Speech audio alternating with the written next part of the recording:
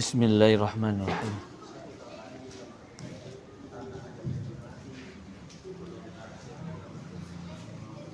Assalamualaikum warahmatullahi wabarakatuh.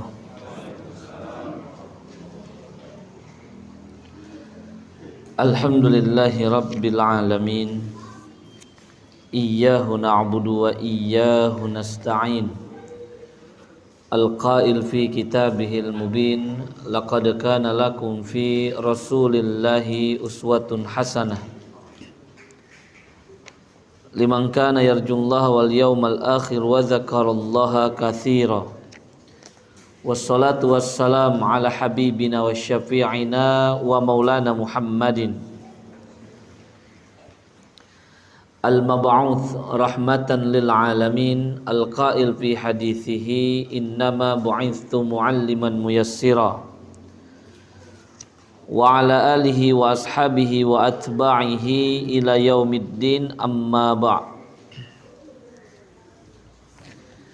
Bapak-bapak jamaah yang dimuliakan Allah, alhamdulillah kembali Allah Subhanahu wa taala mencurahkan rahmat dan taufiknya untuk kita semua, sehingga tentunya kita dapat memanfaatkan waktu kita, kesempatan kita untuk memaksimalkan kenikmatan-kenikmatan yang lainnya dalam upaya melakukan penghambaan di sisi Allah Subhanahu wa taala.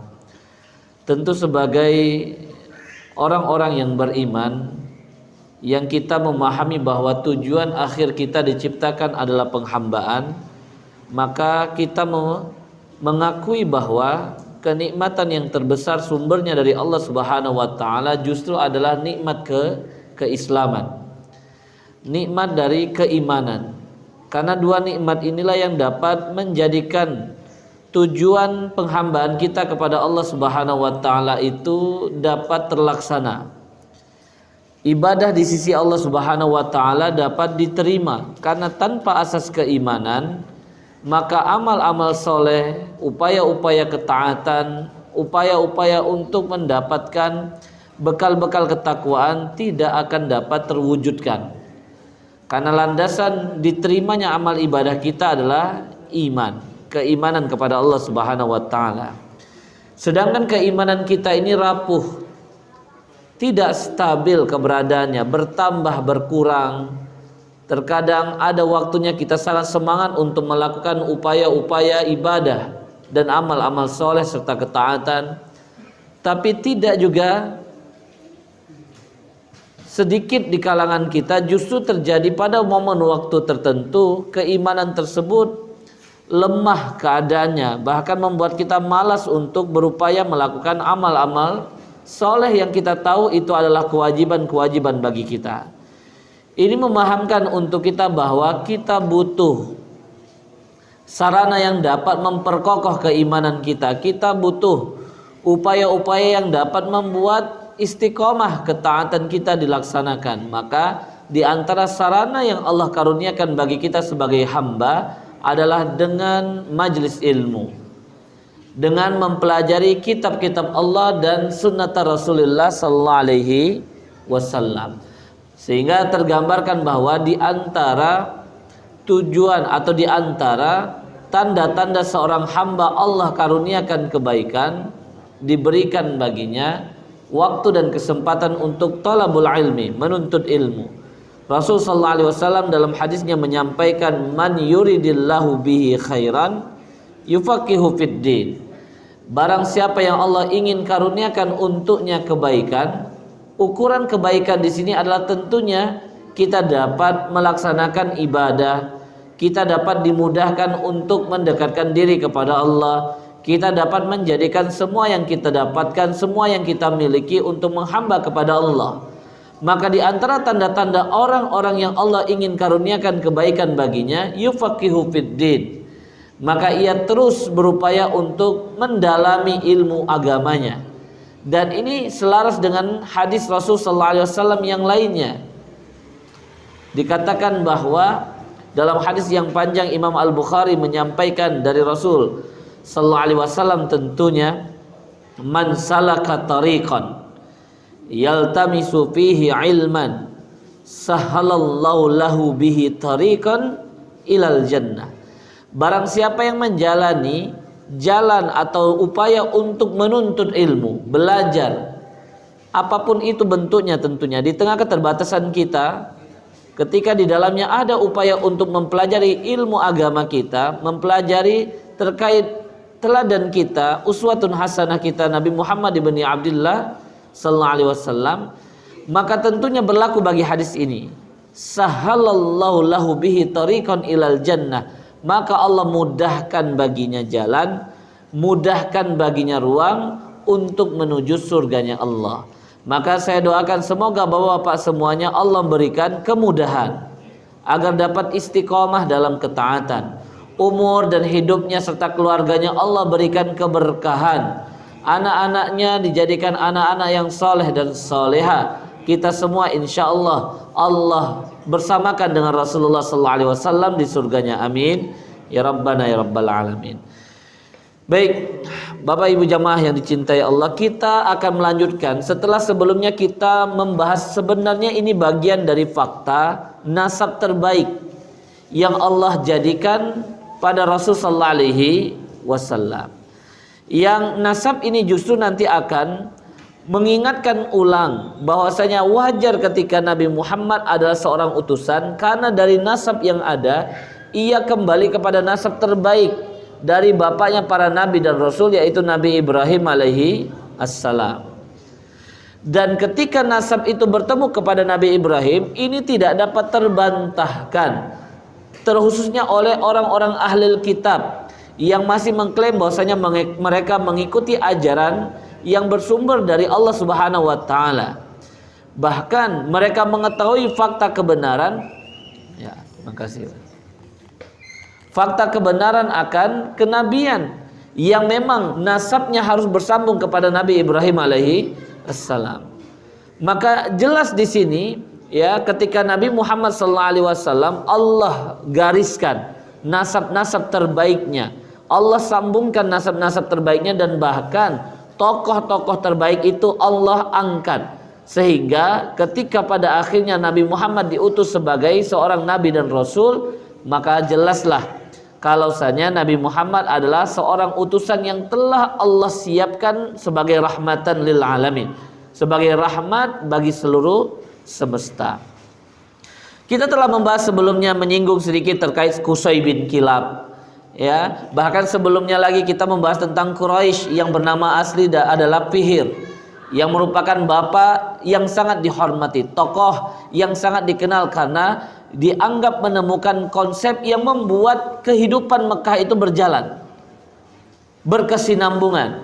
Karena memang potensi Mekah itu dari sisi pertanian tidak memungkinkan, walaupun ada mata air sebelumnya. Dari sisi produksi orang-orang Mekah tidaklah pandai, tetapi keahlian mereka yang dimaksimalkan adalah bernegosiasi. Keahlian mereka ya, karena memang banyaknya orang-orang yang berdatangan ke Mekah sehingga lahirlah konsep dagang. Dan orang yang dianggap pertama kali menemukan konsep dagang musim panas dan musim dingin itu adalah Quraisy. Sehingga Allah kekalkan di dalam Al-Qur'an. Lalu dari Quraisy itu nanti lahir ya Qusay bin Kilab. Qusay bin Kilab ini tokoh yang mengambil alih kekuasaan yang direbut atau kekuasaan terhadap Mekah yang direbut oleh suku Jurhum dari yang direbut oleh suku Bani Khuza'ah dari suku Jurhum. Sehingga Qusay bin Kilab ini dianggap orang yang sangat berpengaruh, berjasa. Dari Qusay bin Kilab lahirlah Abdul Manaf. Abdul Manaf dianggap tokoh yang sangat luar biasa karena dapat melanjutkan apa yang telah dibuat dan diupayakan oleh Qusay bin Kilab. Terlebih dari Abdul Manaf lahirlah seorang tokoh yang bernama Hashim. Bahkan dikenal sampai semua suku Rasulullah itu dinamakan Bani Hashim. Suku Hashim ini dianggap salah satu suku yang terhormat, karena memang Hashim bahkan membuat Mekah itu dikenal sampai ke Syam, yang membuat dia menikahi salah satu putri dari tokoh terbaik yang ada di Madinah, namanya Salma An-Najjariyah. Dari keduanya nanti lahir Abdul Muttalib, yang kita lebih dikenalkan sebelumnya dengan nama Syaibah. Ya. Lalu Abdul Muthalib ini dibuat oleh Allah Subhanahu wa taala menjadi tokoh yang sangat diingat, sangat dikenal, sehingga semua hal yang berkaitan dengan Abdul Muthalib itu pasti akan diperhatikan oleh orang-orang. Ya, ketika misalnya dia mempunyai cucu, ketika anaknya ya atau dia mempunyai anak, ketika dia mempunyai menantu, semuanya akan lebih diperhatikan dibandingkan yang lain, karena tentu cucu yang lahir juga dimiliki oleh tokoh-tokoh Quraisy yang lainnya, anak-anak juga dimiliki oleh tokoh-tokoh Quraisy yang lainnya. Tetapi Abdul Muthalib Allah buat lebih dibandingkan yang lainnya, salah satunya ketika ditemukannya kembali sumur Zam-Zam yang kita sudah bahas, dan ini menjadi fakta tanda kenabian, karena ketika ditemukan oleh Abdul Muthalib maka Nabi Muhammad akan ikut terangkat, dan itu akan lebih memudahkan Nabi Muhammad dikenal sebagai seorang utusan. Baik, tidak cukup hanya ketika menemukan sumur Zam-Zam lalu menggratiskannya kepada semua orang yang datang ke Mekah, orang Mekah atau yang datang ke Mekah, sehingga ya Abdul Muthalib tidak akan terlupakan dalam sejarah.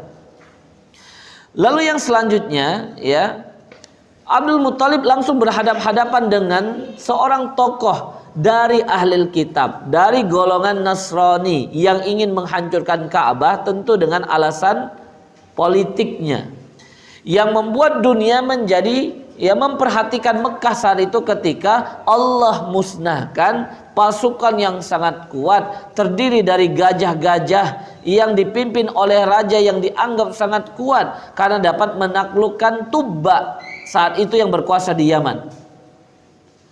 Jadi semua perhatian fokus kepada Mekah, kembali ingat kepada Mekah, dan qadarullah karena memang beragama Nasrani, maka semua kerajaan Romawi pasti memperhatikan fakta yang terjadi pada Abraha.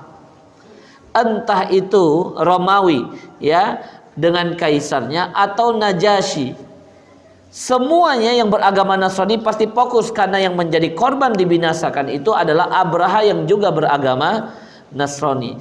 Dan juga ini menjadi fokus perhatian dari lawan politiknya, lawan kekuasaan dari Romawi, yaitu Persia. Persia juga tentu akan fokus memperhatikan Mekah karena yang dimusnahkan di Mekah itu adalah lawan mereka, yaitu dari bagian dari agama Nasrani, bagian dari Romawi.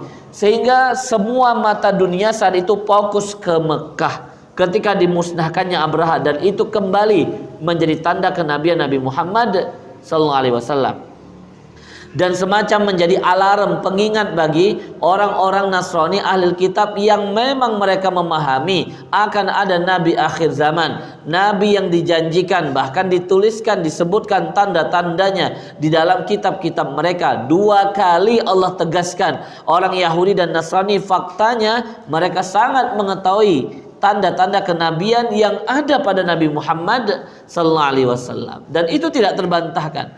Allah katakan alladzina atainahumul kitab ya'rifunahu kama ya'rifuna abna'ahum, dan orang-orang yang telah kami berikan kepada mereka Alkitab, kami informasikan kepada mereka Alkitab, mereka pasti mengetahui tentang dia, yaitu Nabi Muhammad, sebagaimana mereka tahu anak kandung mereka sendiri.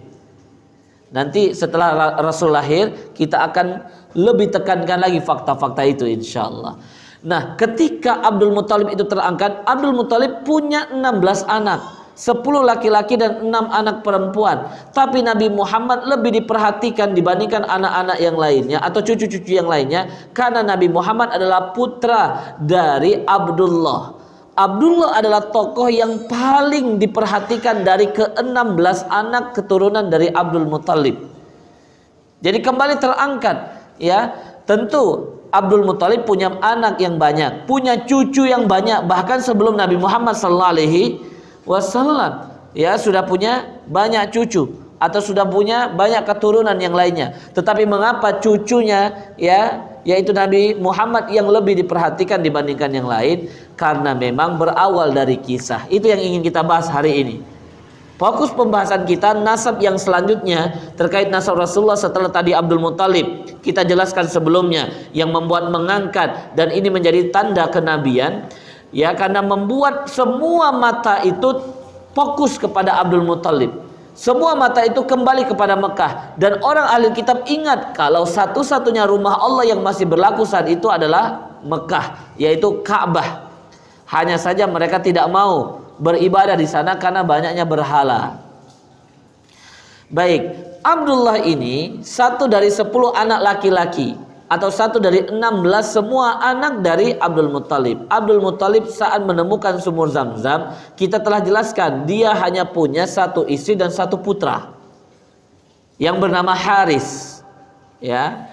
Lalu ketika dia menemukan sumur Zam-Zam setelah pertikaian, ya, karena adanya orang-orang Quraisy lainnya, tokoh-tokoh dari suku yang lainnya mengklaim bahwasanya sumur Zam-Zam juga hak mereka, karena itu merupakan peninggalan dari ayah mereka bersama, yaitu Nabi Ismail alaihi assalam. Ya, karena memang mereka niatnya untuk membisniskan itu, untuk memperjualbelikan, apalagi kalau ditambah dengan iming-iming adalah air suci atau air merupakan mukjizat air dari Nabi Ismail alaihissalam, tentu harganya akan lebih mahal. Tetapi ya, sebagaimana mimpi yang didapatkan oleh Abdul Muttalib. Abdul Muttalib ketika menemukan sumur Zam-Zam itu, kalau kita masih ingat pembahasannya sebelumnya, ya, dalam mimpi itu Abdul Muttalib dikatakan sumur Zam-Zam itu taski hal hajij al-azam, engkau akan memberikan air minum dengannya, yaitu para jamaah haji yang besar. Jadi sampai sekarang para jamaah haji atau umrah yang beribadah ke sana disunahkan minum air Zam-Zam tentunya, ya Pak, ya, setelah tawafnya. Dan air Zam-Zam itu ditemukan oleh Abdul Muttalib dan digratiskan oleh Abdul Muttalib karena mimpi tadi, ya, karena mimpi tentunya adalah bagian dari tanda Allah, bukan Abdul Muttalibnya. Allah ingin difokuskan kepada Nabi Muhammad sallallahu alaihi wasallamnya. Maka pada akhirnya ketika telah diputuskan kalau air Zam-Zam itu mutlak, ya, atas kebijaksanaan dari Abdul Muttalib, ya, maka Abdul Muttalib merasa dia membutuhkan banyak keturunan yang dapat ikut serta melanjutkan kebaikan itu. Maka akhirnya dia menikahi lagi 5 wanita lainnya dan dia bernazar. Tentu ini nazar jahiliyah. Dia mengatakan, seandainya saya punya 10 anak laki-laki keseluruhannya setelah ini, maka saya sembelih salah satunya di depan Ka'bah. Allah wujudkan nazarnya. Allah karuniakan untuk Abdul Muttalib dari 5 istri tambahan, ya, berarti total semuanya adalah 6 istri, ya, 10 anak laki-laki dan 6 anak perempuan. 10 anak laki-laki dan 6 anak perempuan. Jadi memang Abdullah itu mempunyai saudara kandung seayah dan seibu, yaitu Abu Talib yang bernama asli adalah Abdul Manaf, dan juga yang kedua Sofiyah, istri dari Awam, saudaranya Khadijah, ayahnya dari Zubair bin Awam, punya ibu yang bernama Sofiyah. Jadi 3 ini kakak adik kandung dalam artian satu ayah dan satu ibu. Sedangkan Abdullah dengan Hamzah satu ayah beda ibu. Abdullah dengan Abu Lahab satu ayah beda ibu. Abdullah dengan Abbas satu ayah beda ibu. Ya. Baik. Jadi Allah karuniakan 10 anak laki-laki. Akhirnya nazar itu harus dilakukan. Karena Abdul Muttalib mempunyai keyakinan kalau tidak dilakukan pasti akan celaka, gitu. Akhirnya dia undi, karena memang ini zaman jahiliyah tentunya. Dan ini menjelaskan bahwa keyakinan dari Abdul Muttalib atau agamanya Abdul Muttalib telah bercampur dengan kesyirikan. Dia tetap menyembah berhala, dan itu tentunya tidak mengurangi, ya, keagungan Rasul sallallahu alaihi wasallam. Jadi tidak perlu kita perdebatkan Abdul Muttalib, Abdullah, ayah ibu Rasulullah di surga atau neraka, agamanya apa. Ini sudah, ya, tidak masuk kepada esensi dari pembahasan sirah nabawiyah itu sendiri. Karena apapun agama dari orang tua, kakek, nenek ataupun ayah ibu Rasulullah tidak akan mengurangi, ya, fakta bahwasanya Nabi Muhammad adalah seorang utusan sebagai rahmatan lil alamin, sebagai penutup para nabi dan rasul. Sebagaimana, ya, tidak mengurangi kehormatan Nabi Ibrahim, ayahnya yang bahkan menjadi orang yang membuat berhala, ya, tidak mengurangi keagungan dari Nabi Ibrahim alaihi assalam. Baik, sehingga hal itu ingin diberlakukan atau ingin diwujudkan, akhirnya dia undi, Pak. Karena memang anak perempuan nggak masuk. Orang-orang zaman dulu jahiliyah tidak mengakui anak perempuan atau tidak lebih menyukai anak perempuan dibandingkan anak laki-laki. Jadi ukuran kehormatan mereka bukan jumlah anak perempuan tapi anak laki-laki. Baik. Akhirnya 10 anak laki-laki tadi diundi nama-namanya, ya, diikatkan ke batu seperti itu, lalu diundi, diambil salah satunya, keluarlah nama Abdullah. Abdullah ini anak yang paling dicintai oleh Abdul Muthalib. Anak yang paling disukai, lebih menonjol dibandingkan yang lainnya, lebih cekatan dibandingkan yang lainnya. Tetapi ya, karena memang namanya sudah keluar awalnya, dia merasa sangat berat sehingga dia mengatakan lebih baik diulang lagi. Akhirnya dia ulang 1 kali lagi, keluar nama Abdullah. Diulang ketiga kali, keluar nama Abdullah. Maka ketika 3 kali keluar nama Abdullah, ya sudah, ini udah takdir dia. Dia ikat tangan dan kakinya, dia tutup matanya Abdullah, dan dia langsung ya ke depan Ka'bah, letakkan di sebuah batu yang memang batu tersebut atau tempat itu adalah tempat penyembelihan sesuatu yang dipersembahkan kepada Tuhan-Tuhan mereka. Orang-orang pembesar Quraisy itu kembali melihat, karena sebelumnya Abdul Muthalib itu melakukan sesuatu yang membuat mereka menemukan sumur Zam-Zam. Nah, ini nggak bisa ditebak ini. Sekarang Abdul Muthalib mau ngapain? Akhirnya mereka melihat apa yang dilakukan oleh Abdul Muthalib, sehingga ketika Abdul Muthalib hampir saja menyembelih anaknya saat itu, mereka hentikan lalu mereka bertanya, ada apa wahai Abdul Muthalib? Apa yang ingin engkau lakukan? Maka Abdul Muthalib menceritakan kalau dia bernazar, kalau diberikan setelah itu anak laki-laki 10 orang, maka salah satunya dia sembelih untuk berhalanya. Ya, tetapi ya, para pembesar-pembesar Quraisy lainnya, tokoh-tokoh yang lainnya tidak sepakat, karena mereka menganggap Abdul Muthalib ini tokoh yang sangat berpengaruh.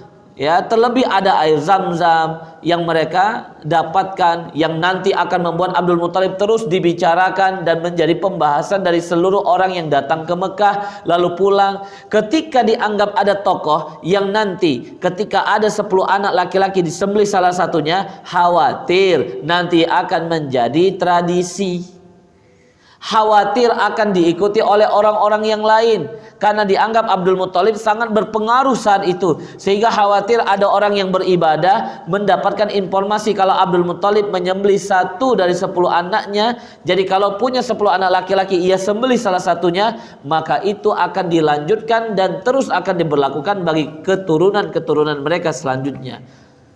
Sehingga mereka mengatakan ini bahaya kalau berlaku. Maka mereka menarik-narik agar Abdul Muthalib tidak melakukan nazarnya, sehingga sampai terlukalah telinganya dari Abdullah saat itu.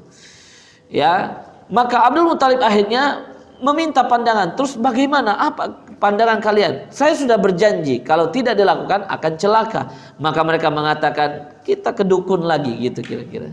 Tentu saya nggak mempromosikan dukun ya Pak ya di sini. Apalagi dukunnya warna-warni, enggak juga ya Pak ya. Jadi akhirnya mereka datang lagi ke dukun wanita yang ada di Madinah tentunya. Kalau sebelumnya nggak ketemu, karena dukunnya sedang ke Khaybar tentunya, dan akhirnya mereka tersesat di tengah jalan.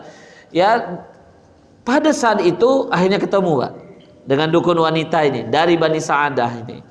Akhirnya terjadilah ya pertemuan itu, dan dikatakan bahwasanya tentu Abdul Muthalib sangat dikenal. Ya, Abdul Muthalib adalah anak dari Salma An-Najjariyah, tokoh besar yang ada di Madinah, anak besar yang ada dari Bani Najjar, anak dari Hashim tentunya. Karena kedatangannya langsung mencuri perhatian setelah menemukan sumur Zam-Zam, ternyata dia mengatakan dia bernazar ingin menyembelih salah satu putranya. Maka dukun tadi singkatnya mengatakan, kalau kalian membunuh 1 orang, apa dendanya? Maka mereka mengatakan, kami biasanya kalau ada orang membunuh 1 orang, maka dendanya adalah 10 unta. Jadi dia maksudnya harus ya membayar dengan 10 unta. Kalau sekarang udah lebih besar ya Pak ya, dalam hukum Islam ya itu bukan 10 unta tapi 100 nilainya. Ya, kalau membunuh tidak disengaja ataupun membunuh sengaja lalu dimaafkan oleh ahli warisnya. Baik, kembali ke pembahasan ini. Akhirnya dukun tadi mengatakan, baik, kita buat 10 undian lagi, satunya nama Abdullah, 10-nya lagi jadi 11 semuanya. Undian itu adalah unta. Jadi unta 1, unta 2, unta 3 sampai 10 gitu Pak ya. Dan satu dari 11 undian tersebut nama Abdullah. Maka akhirnya diundi lagi ya. Udah dukun ngundi lagi ya Pak ya.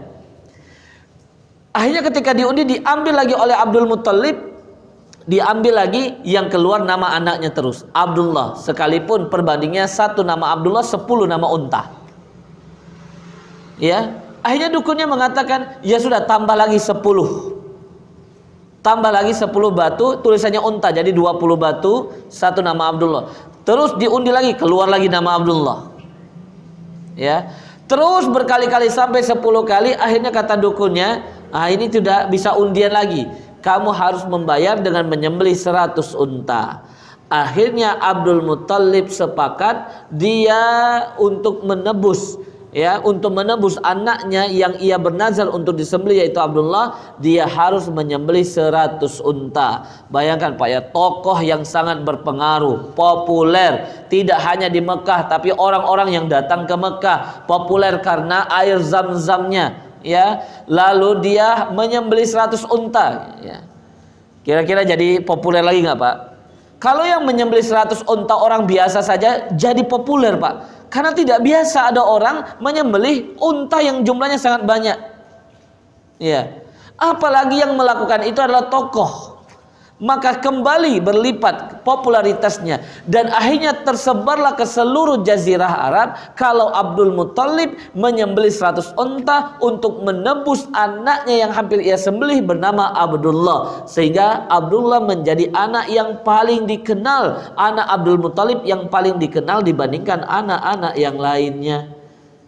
Ya, bahkan kita belum terlalu mendengar Pak, ada anak dari Abdul Muttalib bernama Zubair, dan ini punya peran besar nanti ketika membuat Hilful Fudul. Kita ya belum banyak mendengar kalau nama anak lain dari Abdul Muttalib itu ada yang bernama Diror gitu kan, kita nggak terlalu mendengar. Tetapi kalau Abdullah, Abu Talib, kenapa Abu Talib populer? Karena kaitannya dengan Rasulullah. Kenapa Abu Lahab populer? Karena kaitannya dengan Rasulullah. Begitu juga ya paman yang lainnya Hamzah dan juga Abbas. Karena ada kaitannya dengan Rasulullah SAW, maka dia kembali terkenal. Baik, kembali ke sini sehingga seluruh Arab itu mengetahui dan orang-orang akhirnya kembali ya, karena ini berkaitan dengan Abdul Muttalib, fokuskan kembali kepada nama Abdullah yang harus ditebus dengan 100 unta, dan tentu nilainya sangat besar ya Pak ya. Baik, akhirnya pada selanjutnya Abdullah itu menikah dengan Aminah, dan 3 bulan sebelum atau khususnya ketika kandungan Rasul SAW 6 bulan umur Rasul dalam perut ibunya, meninggal Abdullah. Tentu ketika anak ya seseorang meninggal, putra seseorang meninggal, ya itu biasa. Tetapi karena ini adalah Abdullah yang harus ditebus dengan 100 unta, ini adalah Abdullah yang ya adalah merupakan putra dari Abdul Muttalib, putra dari orang yang menggratiskan air Zam-Zam, putra dari orang yang berhadapan-hadapan dengan Abraha. Maka kematian atau meninggalnya Abdullah tidak seperti meninggalnya orang-orang biasa. Masukkan Pak ya, logikanya begitu ya Pak ya. Akhirnya apa?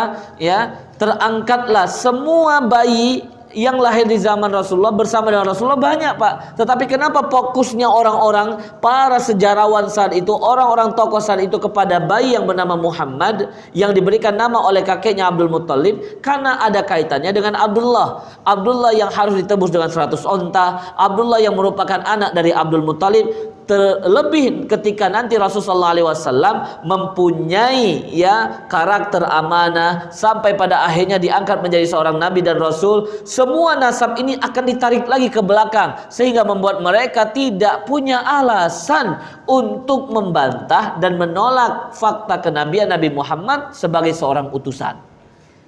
Karena kan kadang-kadang orang Pak, kalau ada masalah sesuatu yang tidak suka terhadap seseorang, dicari-cari celah dari sisi nasabnya. Ini keturunan siapa ini? Ya, jangan-jangan ini keturunan anu gitu ya. Ya, keturunan ini dan sebagainya. Ya, tujuannya untuk menjatuhkan, tentunya ada kepentingan lain di dalamnya. Maka ketika Nabi Muhammad nanti ditarik dari sisi nasab, tidak bisa ada yang membantah ini nasab terbaik yang berakhir kepada Nabi Ibrahim alaihi assalam. Baik Bapak yang dimuliakan Allah, yang dicintai Allah Subhanahu wa taala, kita sudah membahas terkait Abraha, sudah ya, Abdullah juga sudah dibahas. Sekarang pada fase kelahiran Nabi Muhammad SAW, saya ingin membacakan sebuah hadis sahih yang diriwayatkan oleh Imam Ahmad dan juga para ulama hadis lainnya, ya, seperti dalam kitab Mustadrak Imam Hakim dan para ulama hadis lainnya. Rasul SAW menyampaikan fakta akan kenabian Nabi Muhammad ketika dilahirkannya. Ana da'watu Abi Ibrahim. Saya ini adalah doa yang dimunajatkan oleh ayahku Ibrahim. Jadi kalau Nabi Ibrahim, Nabi Muhammad memanggilnya sebagai Abi, ayah. Ya. Wa busyra akhi Isa alaihissalam, dan saya adalah kabar besar yang terus diinformasikan oleh Nabi Isa, oleh akhi saudaraku Isa alaihissalam. Kenapa Nabi Isa adalah akhi, saudara, sedangkan Nabi Ibrahim adalah ayah? Karena Nabi Isa pun pada akhirnya nanti kembali nasabnya kepada Nabi Ibrahim. Jadi ketemunya nasab Nabi Muhammad dan Nabi Isa alaihissalam ada pada Nabi Ibrahim. Makanya Nabi Isa, nabi-nabi yang lainnya akhi. Seperti ketika nanti ketemu dengan Addas saat Rasulullah diusir dari Taif, lalu mampir di sebuah berdiam, bernaung di perkebunan yang dimiliki oleh Utsbah dan Syaibah bin Abi Rabi'ah, mertuanya dari Abu Sufyan bin Harb tentunya. Ya, diberikanlah sepiring anggur saat itu diantar oleh budak mereka yang bernama Addas. Ternyata Addas ini berasal dari Nainawah, dari sebuah tempat yang punya kaitannya dengan Nabi Yunus bin Matta alaihissalam. Sehingga Rasul mengatakan, oh kamu berasal dari dari daerah saudaraku yang soleh bernama Yunus. Ya, jadi Rasul juga memanggil Nabi Yunus bin Matta alaihissalam sebagai akhi, saudara, karena nasabnya bertemu kepada Nabi Ibrahim.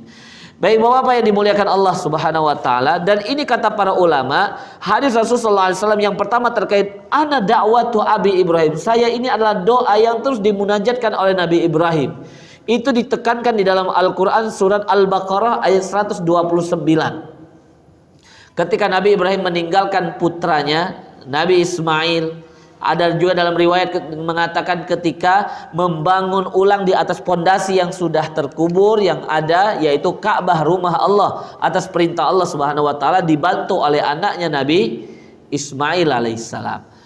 Ya, lalu Nabi Ibrahim alaihissalam berdoa yang Allah kekalkan di dalam surah Al-Baqarah ayat 129, Rabbana wab'ats fihim rasulan minhum yatlu alaihim ayatika wa yu'allimuhumul kitaba wal hikmata wa yuzakkihim innaka antal azizul hakim. Ya Allah, wab'ats fihim, utus di dalamnya bagi mereka, maksudnya Mekah dan ada sekitarnya, rasulan minhum, seorang utusan dari mereka, bukan berasal dari tempat lain lalu datang memberikan peringatan, bukan misalnya berasal dari suku yang lain ya lalu datang memberikan peringatan, tidak, tapi benar-benar dari mereka yang membacakan kepada mereka ayat-ayatmu, maksudnya tanda kuasanya Allah, ya, kebenaran-kebenaran risalah Allah, wa yuzakkihim, dan mensucikan mereka, wa yu'allimuhumul kitaba wal hikmah, yang mengajarkan kitab kepada mereka, al hikmah, ilmu untuk mereka, wa yuzakkihim, dan mensucikan mereka, innaka antal azizul hakim.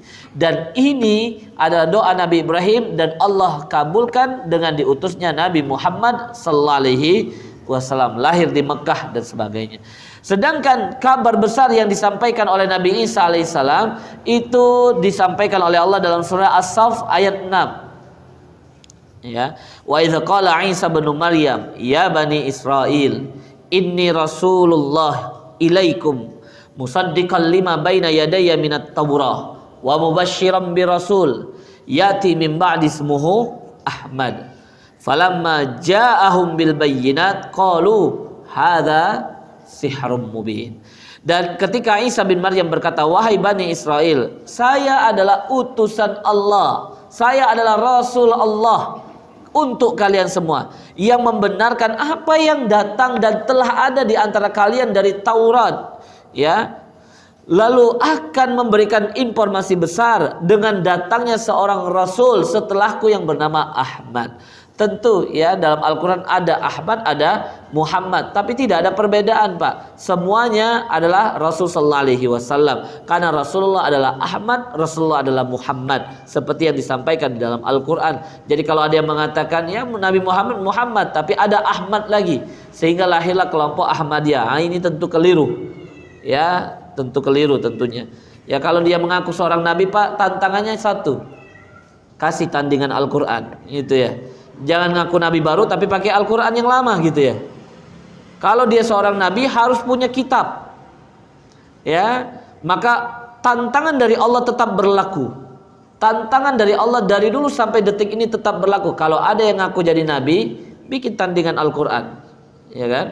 Mungkin ada yang pengen gitu ya, Pak ya. Nah, bikin tandingan Al-Quran. Tantangannya diawali bikin seperti Al-Quran. Kalau berat nggak mampu, Allah turunkan, Pak, tantangannya. Ya udah beberapa surat saja dalam Al-Quran, nggak mampu juga satu surat saja, gitu ya. Ya, dan itu tidak dapat dilakukan. Baik Bapak-bapak yang dimuliakan Allah, yang dicintai Allah, maka tentunya Nabi Muhammad SAW lahir 3 bulan setelah kejadian ya dimusnahkannya Abraha. Maka ketika lahirnya Nabi Muhammad dan semua karena besarnya kejadian dimusnahkan pasukan gajah itu, maka tradisi orang Arab itu mengenangnya dengan menjadikannya patokan waktu. 1 hari dari kejadian gajah, 2 hari, 1 bulan dari kejadian gajah, 1 tahun dari kejadian gajah. Semuanya dihitung seperti itu, Pak. Karena ini kejadian yang sangat penting.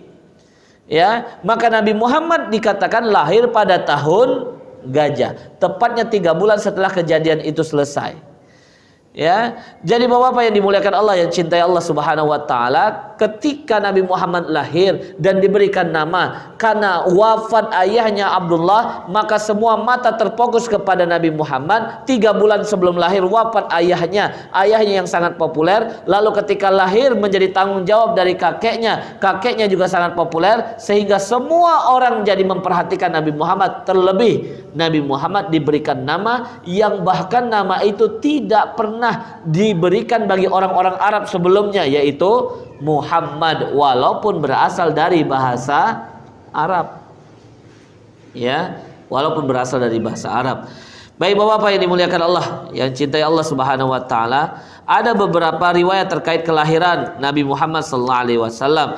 Tentunya salah satunya ketika ya kisah ya Abu Lahab. Abu Lahab ini meyakini bahwasanya ketika Abdullah itu wafat, lalu Aminah itu mengandung, ya, dan ayahnya berhadap-hadapan tadi dimuliakan oleh Allah Subhanahu wa taala, maka dia meyakini betul bayi yang dikandung oleh Aminah ini adalah tanda atau membawa kebaikan.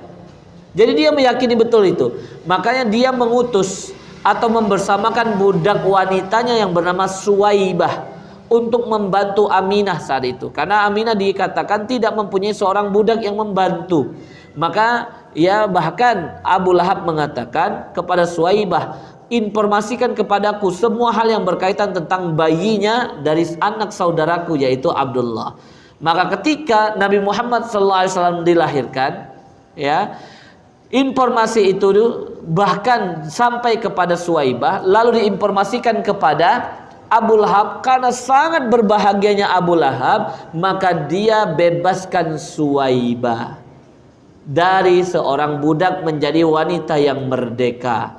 Dan tentu ini ya diriwayatkan dalam sebuah mimpi, disampaikan Rasulullah SAW tidak membantahnya. Pamannya itu Abbas bin Abdul Muttalib mengkisahkan bahwasanya Abu Lahab itu di setiap hari Senin diringankan azabnya, karena salah satu kebaikan yang ia lakukan adalah membebaskan budak Suwaibah sebagai tanda syukur lahirnya Nabi Muhammad sallallahu alaihi wasallam. Terlepas jadi dari landasan apakah ini menjadi dalil maulid atau tidak ya Pak ya, Bukan, tapi fakta itu saya ingin sampaikan. Tentunya kita bersyukur akan lahirnya Nabi Muhammad SAW. Dan banyak juga tanda-tanda kebesaran. Walaupun sebenarnya mengapa saya tidak fokus menyampaikannya? Tentu tanda-tanda ini tidak akan menambah dan mengurangi fakta keagungan dari Rasulullah SAW. Sebagaimana diriwayatkan, nanti ada seorang sahabat ya yang bernama saya lupa, bernama Zaid bin Harith, seorang penyair yang sudah tua di Madinah. Ya, ketika momen saat lahirnya Nabi Muhammad, orang-orang Yahudi itu heboh karena pada malam kelahiran Nabi Muhammad SAW itu dilihat sebuah bintang yang orang-orang Yahudi mengenal betul bintang itu dinamakan dengan bintang Ahmad. Ya, dan itu menunjukkan pada malam itu ada pada hari tersebut akan dilahirkan Nabi yang mereka tunggu-tunggu, yaitu Nabi Muhammad SAW. Dan ketika itu dibahas bertepatan dengan masa lahirnya Nabi Muhammad SAW. Lalu tanda yang lainnya ketika Romawi teras kekuasaannya berupa tiang-tiang itu roboh sebanyak 14 tiang. Lalu rajanya ini Kisra, tentunya Kisra itu istilah raja untuk mereka. Ya, kalau nama rajanya kan ada di antara raja yang besar itu ada Hormuz, ya Pak ya. Tapi Kisra itu istilahnya. Kalau kita presiden, ya kan Pak ya. Baik. Akhirnya ya Kisranya pada saat itu, rajanya Persia saat itu, ketika melihat tiba-tiba terasnya 14 tiang itu ambruk, padahal ini kan sangat kokoh dan melambangkan kekuasaan mereka yang sangat hebat dan megah saat itu. Karena orang Persia itu rajanya itu agak lebay ya Pak ya dalam berpakaian, semuanya laki-laki tapi semuanya serba emas. Ya, sampai diriwayatkan ada gelang, ada kalung, ya, ada gelang maksudnya, ada gelang, ada kalung, ada mahkota, semuanya dari emas, berbeda dengan raja Romawi saat itu.